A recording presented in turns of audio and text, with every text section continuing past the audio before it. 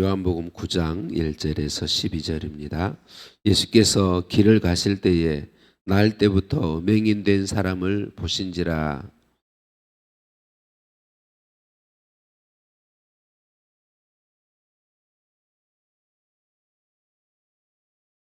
예수께서 대답하시되 이 사람이나 그 부모의 죄로 인한 것이 아니라 그에게서 하나님이 하시는 일을 나타내고자 하심이라.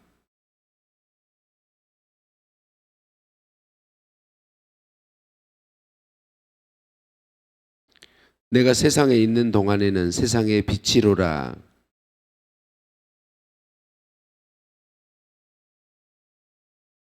이르시되 실로암 못에 가서 씻으라 하시니 실로암은 번역하면 보냄을 받았다는 뜻이라. 이에 가서 씻고 밝은 눈으로 왔더라.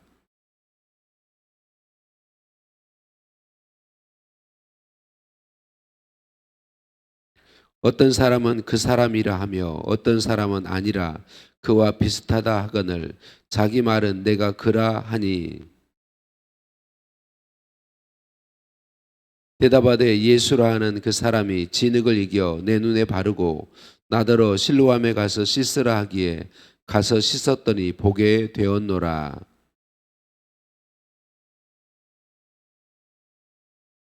아멘. 인사 나누십니다. 사랑을 축복합니다. 사랑을 축복합니다. 할렐루야. 할렐루야. 우리를 사랑하신 하나님께 찬양과 감사를 올려드립니다. 오늘 말씀 그대로 예수님과 제자들이 길을 가다가 태어날 때부터 보지 못하는 장애를 가진 사람을 만나요. 보지 못하는 시각장애를 가진 이 사람은 보지 못하는 것 때문에 모든 삶의 모든 것을 제약받았죠. 그래서 고거라는 사람으로 살고 살아갈 수밖에 없었습니다. 당시 유대인들은 다 그들의 시각은 이런 아주 중한 병은 누군가 죄의 결과라고 생각을 했습니다. 제자들도 동일한 생각을 가지고 있죠. 유대인들이었으니까. 그래서 이 제자들이 예수님께 묻죠. 이 사람이 이 장애를 가진 것은 누구의 죄 때문에 이 장애를 가졌습니까? 라고 물었습니다. 그러니까 제자들과 유대인들은 누군가 문제가 있는 걸 보면 무조건 죄에 정죄하려고 하는 거죠. 죄 때문에 그렇다. 저 사람은 죄인이다. 저 사람은 그 부모이든지 자신이든지 큰 죄를 범하였다. 이렇게 생각하는 거죠. 그러나 예수님은 그렇지 않다고 말씀하시죠. 이 사람이나 그 부모의 죄로 인한 것이 아니라 그의 삶을 통해 하나님이 하시는 일을 나타내고자 하심이라라고 말씀합니다. 이 사람이 시각장애를 갖게 된 것이 하나님의 하시는 일을 나타내기 위함이다라고 말씀하죠. 우리는 유대인들과 동일합니다. 예수님의 제자들과 동일해요. 누군가 어려움을 만나거나 문제를 만나면 저와 여러분은 그냥 그렇게 반응해요. 저 사람이 뭔가 죄 지었구나. 저 사람이 나쁜 일을 했구나. 하나님 앞에 저런 벌을 받을 만한 어떤 일을 했구나. 우리는 그냥 자연 반응이에요. 우리 모두가 그래요. 그래서 그 사람에게서 좋지 않은 모습, 그 사람을 정죄할 거리를 찾게 돼 있습니다. 우리가 다 그래요. 그래서 그냥 우리가 잘 우리를 주의하지 않으면 다른 어떤 문제와 어려움을 만난 사람을 정죄할 수밖에 없습니다. 이게 우리의 모습이에요. 이게 주님이 기뻐하시지 않는 일이죠. 여러분, 예수님을 구주로 믿는 우리는 우리 안에 예수님이 와 계세요. 그래서 예수님 믿는 우리는 문제를 만난 사람, 어려운 일을 만난 사람을 보면 정죄거리를 찾는 것이 아니라 그 사람에게서 하나님이 하실 일을 기대하며 기도하게 돼 있습니다. 근데 이거는 자연 반응이 안 돼요. 이거는 예수님 믿은 우리라도 자연 반응은 죄거리를 찾는 게 우리의 그냥 기본 반응이에요. 예수님 믿어도. 그런데 우리가 늘 신경 써야 할 것은 나는 예수님 믿는 사람이다. 내 안에 예수님이 계신다. 그래서 그 예수님께 내 주권을 내어드리고 생각하면 그 문제와 어려움을 만난 사람에게서 정죄거리를 찾는 것이 아니라 어떻게 하면 저 사람에게 하나님의 도움의 손길이 이르게 되며 그를 통해 하나님이 드러나실까를 생각하게 돼 있습니다. 이건 자연 반응이 아니에요. 이건 내가 예수 믿는 사람으로서 내 안에 예수님이 주인으로 계시다는 사실을 신경 써서 인정하고 고백할 때만 가능한 일이에요. 그래서 우리는 이걸 늘 해야 돼요. 계속해서 예수님이 내 안에 계시다는 사실을 인정하면서 어떤 어려움을 만나고 문제를 만난 사람을 볼 때 하나님이 저 분의 저 어려움, 고난, 환난을 통해서 어떤 역사를 드러내기를 원하실까? 그리고 그 일을 일어나게 하기 위해 내가 할 수 있는 일은 뭘까?라를 생각하게 되는 것이죠. 그래서 우리는 그 사람을 위해서 기도할 수 있어야 되고 그가 만난 어려움을 통하여 도리어 하나님이 합력하여 선을 이루시는 것을 보면서 함께 찬양하기 위해서 기도할 수 있어야 합니다. 말씀드린 것처럼 이건 쉬운 일은 아니에요. 그냥 되는 일은 절대로 아닙니다. 그래서 계속 우리 주님께 우리를 내어드리고 기도할 때 가능하다. 여러분 우리는 모든 사람에게 하나님이 그 사람을 향한 뜻이 있음을 우리는 인정할 수 있어야 합니다. 이게 성경이 가르쳐 주는 것이니까 우리 중 누구도 우연히 태어난 사람은 없습니다. 이 세상의 모든 사람은 우연히 태어나지 않습니다. 하나님의 뜻과 계획 가운데 있습니다. 하나님이 알지 못하는 사람은 없습니다. 하나님이 나를 아시고 나를 향한 계획을 가지고 계십니다. 그러니까 우리는 우리 자신에 대해서도 나는 우연히 태어난 존재가 절대로 아닙니다. 하나님의 뜻이 있습니다. 나를 향한 내 삶을 향한 하나님의 계획이 있습니다. 우리는 그걸 구체적으로 알지 못하지만 믿음을 가지고 믿음으로써 하나님의 일이 나의 삶을 통해 이루어질 것을 믿음으로 믿고 고백하며 바라보며 나아가는 것이죠. 다른 사람에 대해서도 동일합니다. 그 어떤 사람도 하나님이 알지 못하는 사람은 없습니다. 그래서 그를 향한 하나님의 선하신 뜻과 계획이 이루어지도록 우리는 기도해 줄 수 있습니다. 그가 정말 하나님의 은혜와 사랑을 깨닫고 하나님 앞에 복되게 설 수 있도록 기도할 수 있는 복이 우리 예수님 믿는 우리에게는 있습니다. 그래서 이 사실을 기억했으면 좋겠습니다. 빛은 내 가슴에라고 하는 소설이 있어요. 이 소설은 실제 사람을 주인공으로 해서 쓴 소설인데 여러분이 잘 아실 거예요. 고 강영우 박사님. 이분은 태어나서 얼마 안 되어서 시각을 다 잃어버리게 되고 장애를 앓게 됐죠. 아버지도 어머니도 일찍 돌아가시게 되었고 그리고 형제들도 다 뿔뿔이 흩어졌습니다. 그가 비참한 삶을 살 수밖에 없는데 예수님이 찾아와 주셨죠.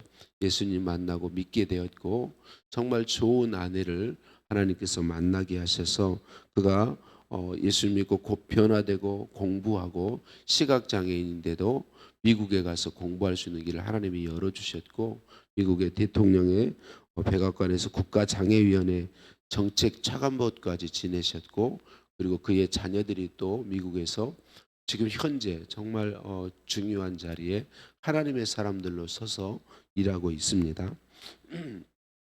그에게 찾아온 장애가 다른 그때 당시 우리 대한민국의 사람으로는 상상할 수 없는 그런 굉장한 뛰어나고 큰 일을 하는 사람이 되게 했는데 바로 시각 장애가 그렇게 했고 그 시각 장애를 통하여 하나님께서 일하심으로 그런 역사가 있게 되었던 거죠.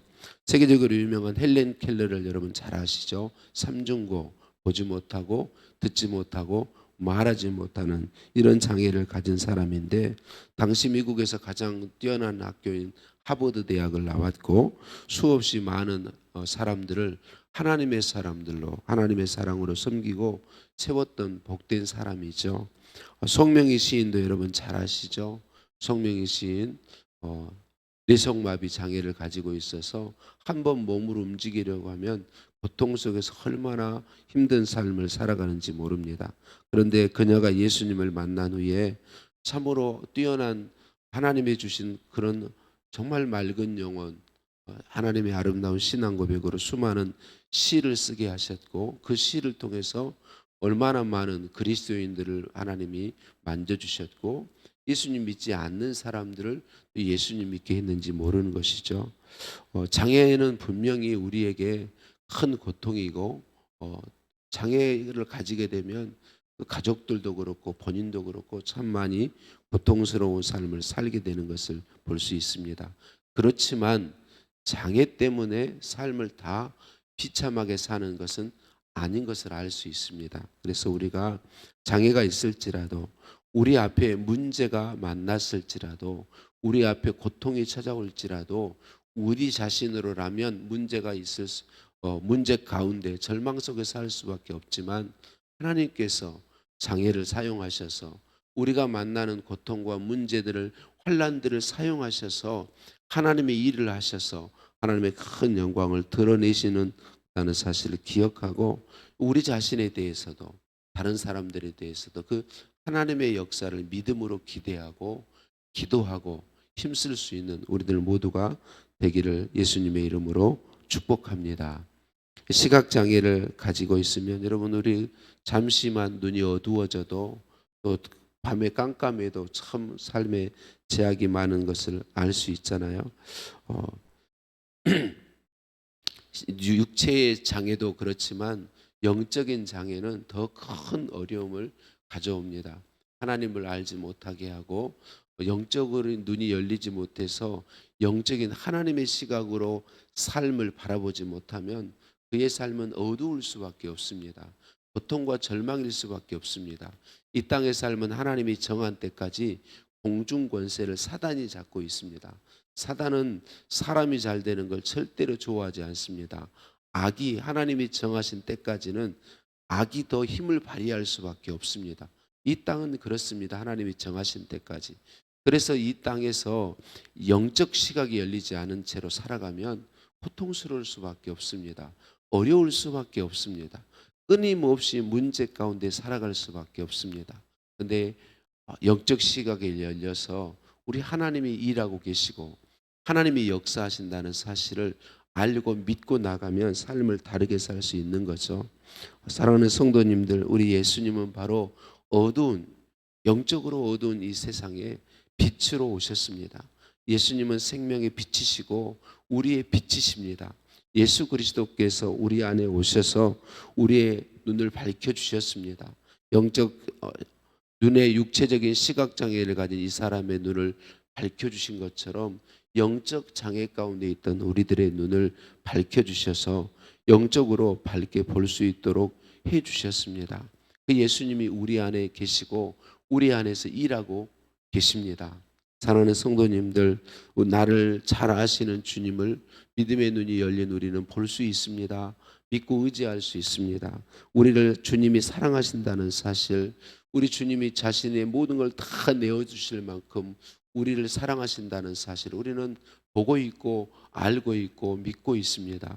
그 주님께 오늘도 우리를 맡겨드리십시다. 우리와 함께 하신 그 주님께 맡겨드리고 그분의 시각을 가지고 우리는 볼 수 있는 존재가 되었습니다. 그래서 앞에 말씀드린 것처럼 우리 모두는 예수님 믿었어도 여전히 누군가의 문제와 어려움을 만나면 정죄거리를 찾지만, 그 정죄거리를 찾는 내가 진짜 내가 아님을 우리가 기억하고 부인하고 예수님 믿는 나는 새 피조물이다. 예수님의 시각으로 그를 바라봐 줄 수 있고 하나님의 사랑이 그에게 임하고 하나님이 그를 통해 일하시면 그 문제, 그 고통, 그가 지금 현재 있는 잘못된 삶이 도리어 놀라운 하나님의 은혜 역사를 드러낼 수 있는 삶이라는 사실을 우리는 볼 수 있는 존재들. 그래서 그 사실을 기억하고 그렇게 봄으로 그를 위해 축복하고 기도하고, 내 삶에 찾아오는 문제와 어려움도 역시 마찬가지다. 내가 혹 연약해서 죄 가운데 빠졌을지라도 나는 그 죄를 회개하고 주님의 은혜로 돌이켜서 주님 기뻐하시는 열매를 맺는 삶으로 나아갈 수 있다는 사실을 우리는 볼 수 있고 믿고 있고 그렇게 살아갈 수 있다는 사실을 인정하고 오늘 또 힘을 내었으면 좋겠습니다. 우리 주님이 함께 하십니다. 우리 주님이 우리를 아십니다. 우리 주님이 우리를 사랑하십니다. 힘을 내십시다. 주님을 의지하십시다. 주님을 바라보십시다. 하나님 아버지 감사합니다. 오늘도 말씀으로 찾아와 주시니 감사합니다. 나를 아신다고 말씀해 주시니 감사합니다. 나를 위한 하나님의 놀라운 계획이 있음을 말씀해 주시니 감사합니다. 부딪혀오는 어려움들 앞에서 주님을 바라보고 주님을 의지하고 주님께 나를 온전히 맡겨드려서 주님이 내 모든 삶을 사용하셔서 주님의 일을 행하시고 주님의 영광을 나타내시고 영광 받으시는 것을 믿음의 눈으로 보게 하셨으니 감사합니다. 믿음의 눈으로 보고 오늘도 그 믿음의 삶을 살아가도록 은혜 더하여 주옵소서. 예수님의 이름으로 기도드립니다. 아멘. 하늘에 계신 우리 아버지, 아버지의 이름을 거룩하게 하시며 아버지의 나라가 오게 하시며 아버지의 뜻이 하늘에서와 같이 땅에서도 이루어지게 하소서. 오늘 우리에게 일용할 양식을 주시고 우리가 우리에게 잘못한 사람을 용서해 준 것 같이 우리 죄를 용서하여 주시고 우리를 시험에 빠지지 않게 하시고 악에서 구하소서. 나라와 권능과 영광이 영원히 아버지의 것입니다. 아멘. 하루 일정이 늦어져서 오늘 새벽까지는 여기서 예배했습니다마는 오늘 아침 일찍부터 이제 공사가 시작됩니다. 위에서 기도해 주시고 하나님의 은혜로 아름답게 공사가 진행되도록 위에서 기도 부탁드리고요. 내일 새벽부터는 새벽 기도회는 식당 옆에 있는 어린이 교회 예배실에서, 수요 예배와 금요 저녁 예배는 교육관에서 예배하게 됩니다. 기억하시고 함께 해주시고요. 오늘 또 말씀 붙잡고 주신 말씀 붙잡고 기도하시겠습니다. 화요일입니다. 우리 교회를 위해서 하나님의 마음을 시원케 하는 교회로 복 주시라고, 하나님의 은혜로 예수님으로 하나 되는 교회로 복 주시도록, 하나님 복의 통로된 교회로 복 주시도록 기도하시겠고요. 다음 세대를 일으켜 세우는 교회로 복 주시도록 기도하겠습니다. 환우들의 치유를 위해서 계속 기도해 주세요. 함께 기도합니다.